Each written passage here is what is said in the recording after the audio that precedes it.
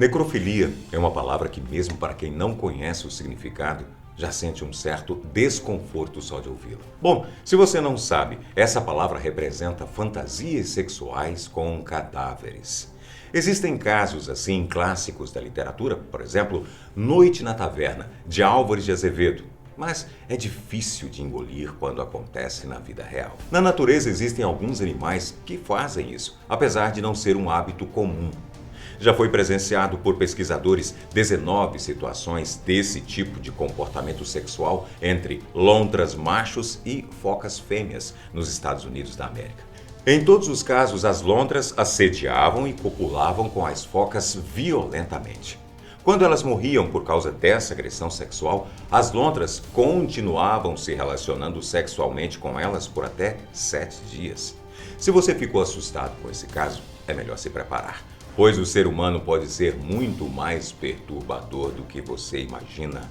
Eu sou Antônio Bocco e você conhece agora 5 casos reais mais aterrorizantes que filme de terror. Número 1. Vampiro de Niterói. Este caso assombrou o Brasil na década de 90, principalmente o estado do Rio de Janeiro. Quando Marcelo Costa de Andrade ainda era criança, ele viveu na favela da Rocinha e foi nesse período que ele foi abusado por um homem muito mais velho. A partir desse dia, ele começou a desenvolver um comportamento estranho. A mãe dele afirmou em uma entrevista que o filho tinha o hábito de ouvir uma fita com a gravação do irmão mais novo dele chorando. E ela não entendia o motivo. O primeiro crime de Marcelo foi em 91, quando um dia ele fez uma proposta a um garoto que vendia doces na rua. Ele contou que iria pagar muito bem se o menino topasse participar de um ritual religioso secreto. Essa história foi utilizada várias vezes depois por Marcelo. Esse passou a ser seu modus operandi em todas as outras mortes. O menino aceitou de imediato. Marcelo tentou fazer sexo com ele, mas como o garoto resistiu, ele foi agredido com pedras. Morreu por asfixia pelas mãos de Marcelo. E, após o seu óbito, ele praticou necrofilia. O segundo crime foi ainda pior. Marcelo, a vítima, um garoto de 11 anos, que ele chegou a beber o sangue. Com 24 anos de idade, Marcelo foi preso. Confessou todas as 14 mortes que ele havia cometido e foi considerado um caso clássico de assassino em série. Número 2. 100 cadáveres. Vamos agora para a França, em uma pequena cidade chamada Mouy. Lá vivia o agente funerário e coveiro Victor Ardisson, que executou essas duas funções durante anos. Apesar de ser discreto e tranquilo, Victor tinha um comportamento sexual totalmente mórbido.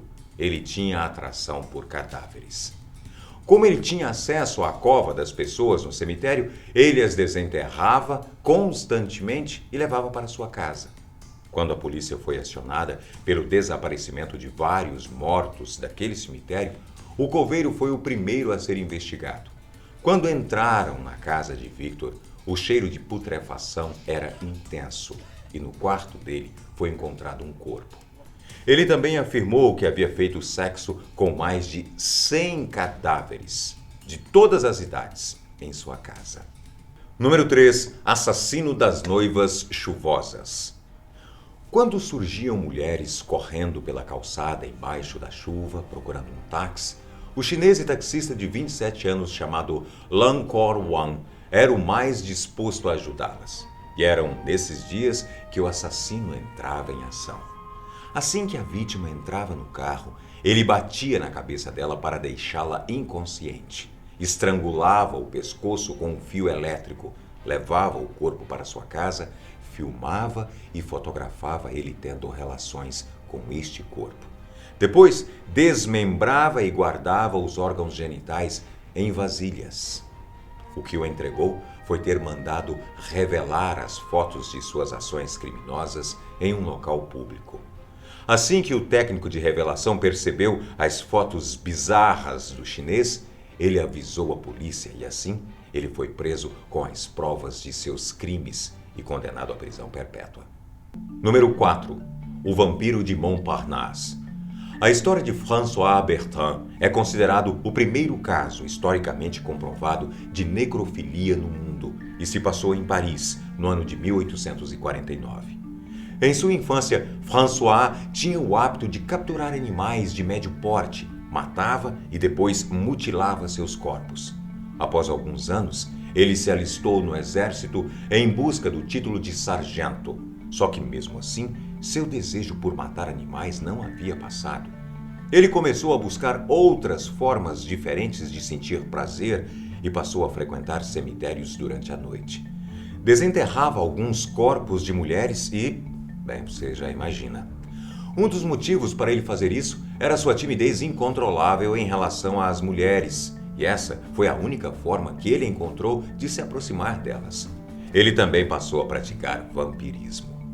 Quando ele foi capturado no cemitério, os policiais queriam prendê-lo de imediato, porém, os médicos sabiam que o jovem tinha um distúrbio mental e precisava de tratamento psiquiátrico. Não houve discussão e François ficou preso por 1 ano. Assim que ele saiu da cadeia, o jovem de 25 anos deu fim à própria vida. Número 5. Ted Bundy. Esse americano chamado Ted Bundy foi a inspiração para o filme O Silêncio dos Inocentes e é considerado um dos mais famosos serial killers dos Estados Unidos da América. Entre os crimes terríveis que ele já cometeu envolvendo canibalismo, mutilação de corpos e homicídio está também a necrofilia.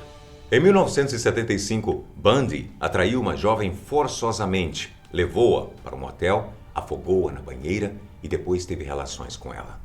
Quando ele foi capturado, as autoridades não sabiam que ele estava envolvido no desaparecimento da garota. Só foi descoberto pela confissão que ele mesmo fez sobre o caso. Bundy assassinou mais de 100 pessoas. Ele foi condenado à pena de morte pela cadeira elétrica. Bem, eu te disse que era quase um filme de terror, né? Até o próximo vídeo.